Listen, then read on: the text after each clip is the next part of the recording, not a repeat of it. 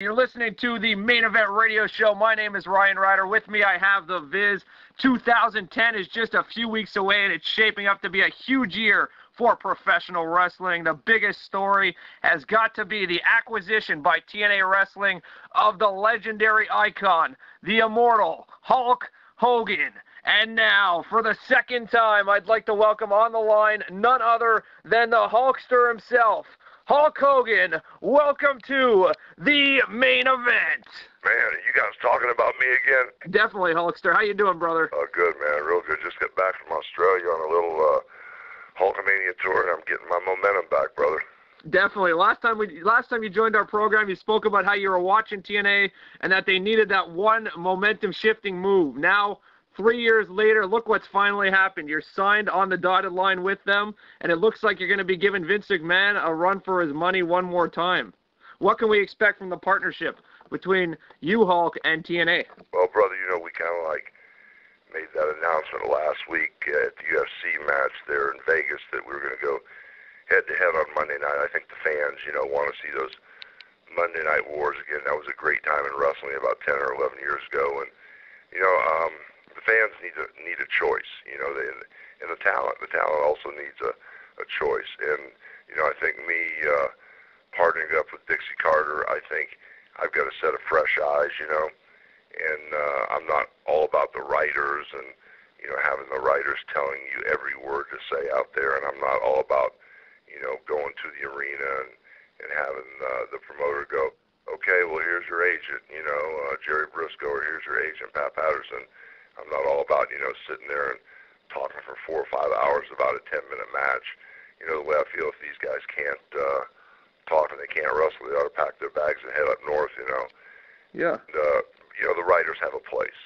They add like icing on the cake, and, I understand protocol and blocking shows and segments, and, I understand why they're necessary, but, this is a talent-driven business, and there's a feel, there's an it factor for this, and it's not that I want to take wrestling back to the way it used to be, but I want to give these guys life. I want to give, these wrestlers life. I want them to find themselves and become larger-than-life characters and just really do this wrestling business the right way instead of like a bunch of robots that are interchangeable parts, and if somebody gets hurt, you replace the wrestler with another wrestler that used to work at Walmart, and it's got to change, Yeah, brother. And so what made you decide to finally sign on that dotted line with and get the ball rolling with Dixie?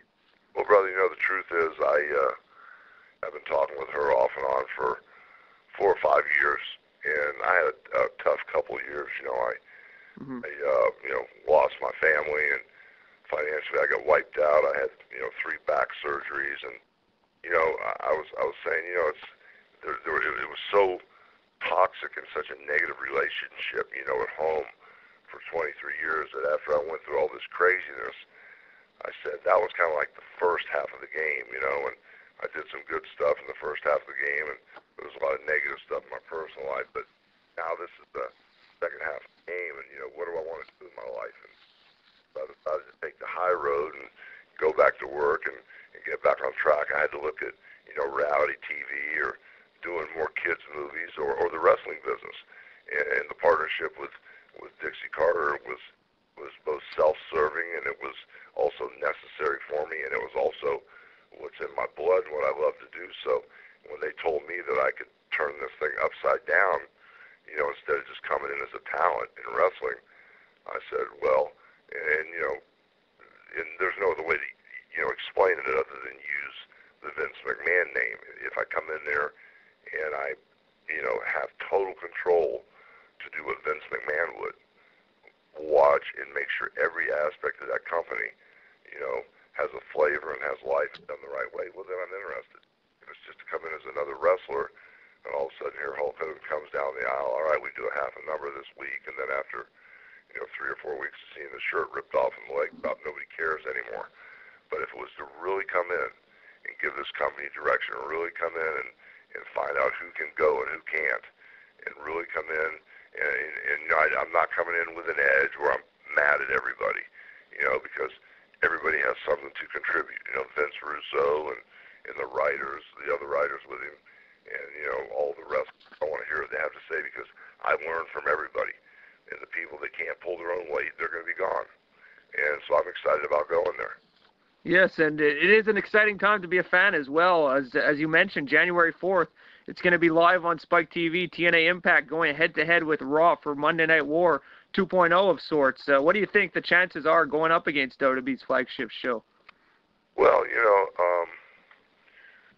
Vince is going to throw everything he has at you. You know that. Yeah, definitely. I just went to the Australia tour, and he just did everything he could, over in Australia to upset the apple cart, And he thinks he should be the only person to breathe air in the wrestling game, and I think that, other people should have opportunities too in business. And, when I talked to Spike about going head-to-head on Monday nights, I did it for a reason. I mean, if you're going to pick a fight, pick a big fight. Everybody was scared of their own channel. Oh, my gosh, what if we don't do a number? What if, the thing is, I said, don't even worry about it. You got to give the audience a choice. Make the audience make a choice, And ever since I made this announcement, you wouldn't believe some of the wrestlers, the people that have been calling me. A lot of friends, a lot of people that are up at the WWE now are calling me because they're not happy with the current situation. And, we just might surprise you. We just might get some momentum on Monday nights and turn this thing upside down quicker than you think. Yeah, it's going to be definitely an exciting night on January the 4th. On Impact, Kevin Nash has mentioned that you're coming in and you're not coming in alone. Which talents are you currently maybe scouting about possibly bringing in with you? Brother, I'm not telling you who I'm bringing in. Come on, brother. You know better than that. Come on, you've been around long enough. I'm not going to tell you. Yeah, brother, maybe you could get some people talking about it. Maybe give us a little hint or something. Kevin's talking about putting the band back together. You know what he's talking about. And I had a long talk with Kevin yesterday. And a lot of the stuff he was talking about made sense, But I don't need any problems. I just want guys that really want to work hard. And, we've all matured a lot, and we've all learned from our mistakes. So you never know. Putting the band back together might be part of the whole deal.